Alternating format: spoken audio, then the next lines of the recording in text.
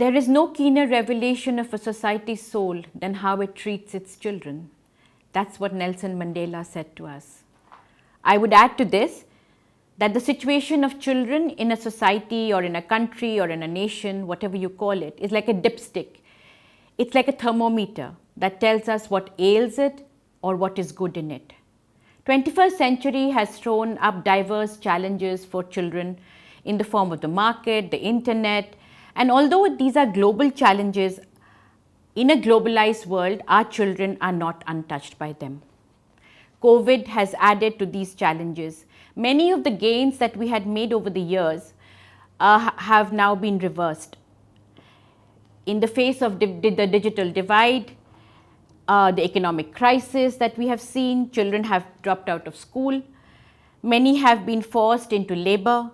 There has been increase in domestic violence, child abuse, child marriage. And all of these are areas in which we had started to make certain gains. We are lucky in this country that we have a demographic dividend. But what are we doing to nurture and cherish it and build on it? Children and young people are part of an ecosystem. It is an ecosystem that we as adults provide to them. They are citizens of today, and I would like to emphasize this because children are often referred to as the future. We always say, wo kal ke hain, ya children are our future. It is important to recognize their citizenship as Indians of today, and we must guarantee them the rights that the Constitution of India promises to them today and now. It is only when we build on their now will they be able to be the adults of tomorrow. Unfortunately, the ecosystem that we are providing to them is not the kind of nurturing one that they need to grow and develop. We must also remember that children are not homogeneous. They are divided by caste, religion, ethnicity, region, gender, all of which impacts them in different ways. And therefore, one brush stroke for all will not work. That is why what we see today are children who are confused, who are depressed, they have high levels of addiction, substance abuse. We find them behaving in manners that are discriminatory and often violent. And that is because that is what they are seeing around them. What are the role models that we are providing for them? And therefore, I ask myself often, can this change? And I believe that it is possible because I would not be the activist that I am if I did not believe in change, if I was not an optimist. I am an eternal optimist, and I believe that the hope lies in our young citizens of today. For the first time in the 12th five-year plan, a separate section for children was added. And it was a real revelation for the country because for the first time children were recognized as people who needed to be given a place in the planning process. But including them in a chapter or making a scheme or policies is not enough. Children's issues have to become part of the developmental indicators. They have to be part of development planning, whether we are creating smart cities or we are doing mining policies or planning developmental projects. Even forest policies affect children. And this is an important example that I want to share, that it is well known that the nutrition of children living in the forest fell when people's access to forests were denied. And yet forests are seen only to be an environmental issue and not a children's issue.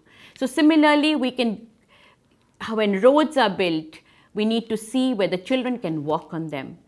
When developmental projects are created, will children be participating in them? Will they get gain from them? These are questions that we need to ask ourselves. Therefore, all socio-economic assessments must include impact of children.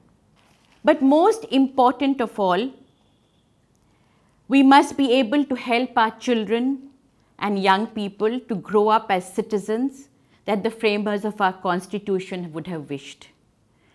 For them to be tolerant, non-discriminatory, responsible and accountable. The aspiration of our children and young people are changing.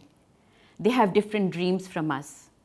We need to be able to listen to them and to provide them with platforms in which they can speak freely and without fear. Can we teach them to differ, to be able to dissent and not feel that it is bad or wrong to be able to be different? But that is only possible when we as adults value dissent. If they grow up in a world or a country where adults live in fear and dissent is punished, we will not have independent, thinking, fearless young people who will take forward the democracy we so treasure. Laws are important, but laws alone cannot create social change.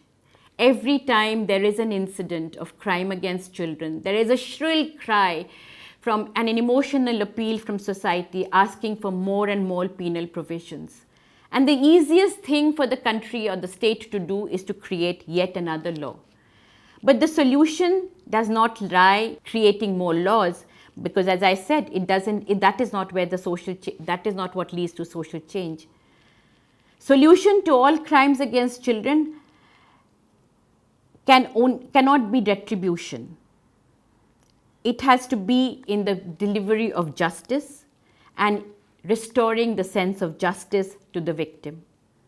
And for that, we need a change of attitude, both towards the child victims, but also perhaps towards children who offend. Because as I said earlier, children are part of an ecosystem. So if they are offending, they're not born offenders, they're not born criminals. They are imbibing what we are teaching them or what we are showing them. They are in part of the ecosystem that I have referred to earlier. They often emulate the adults. So let us invest resources, time, and most importantly, our faith in children and young people so that they can help us to lead the change. Today's children are adults of tomorrow, and they will build and live in an India that we show them is possible. If we engage with them, nurture them, and help them to uphold constitutional values, we will have the India my parents fought for as freedom fighters and many like them dreamt for.